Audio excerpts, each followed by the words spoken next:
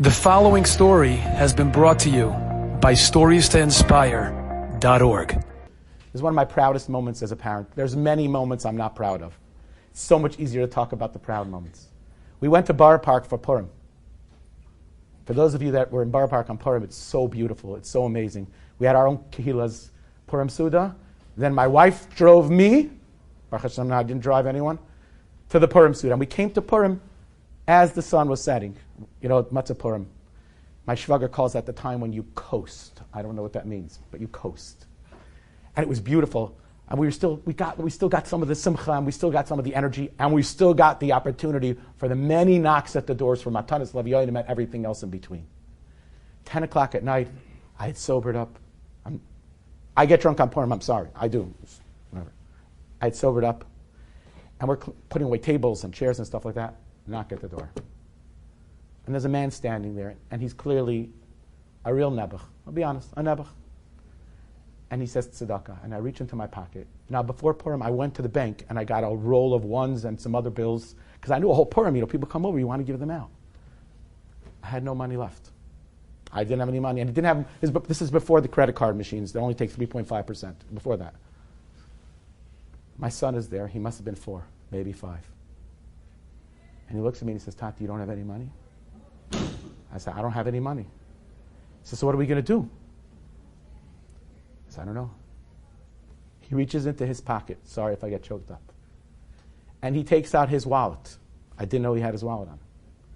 Ladies and gentlemen, my 4-year-old or 5-year-old had $5. That was all he ever had in his life.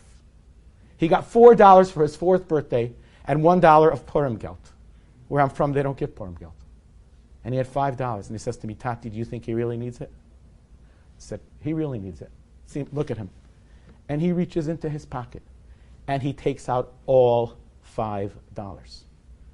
And he gives it to the man. No, don't clap for okay. And I remember just picking my son up and smothering him with kisses and hugs and telling him that it was like perhaps my proudest moment as a father. And he's like number 6. And Rabbi said, ladies and gentlemen, my son just turned 15, and he still talks about that moment. Because that was a moment of self-efficacy, a moment of greatness, Zion. And he crushed it. And I feel in Shemaim that Matzah Purim, at that moment, it was such an Eis Ratzon. When a Yiddish person did what Hashem does, and that's just give, for no other reason.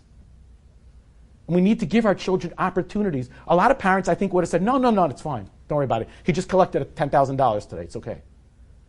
No, let your child figure it out. Help them identify.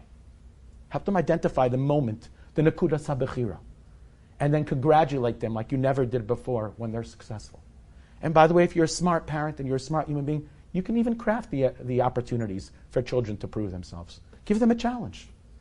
There's nothing more rewarding in the world than the feeling of being successful. There's a lot of artificial knockoffs for that. But real success and work through success, that's amazing. Enjoyed this story? Come again. Bring a friend. StoriesToInspire.org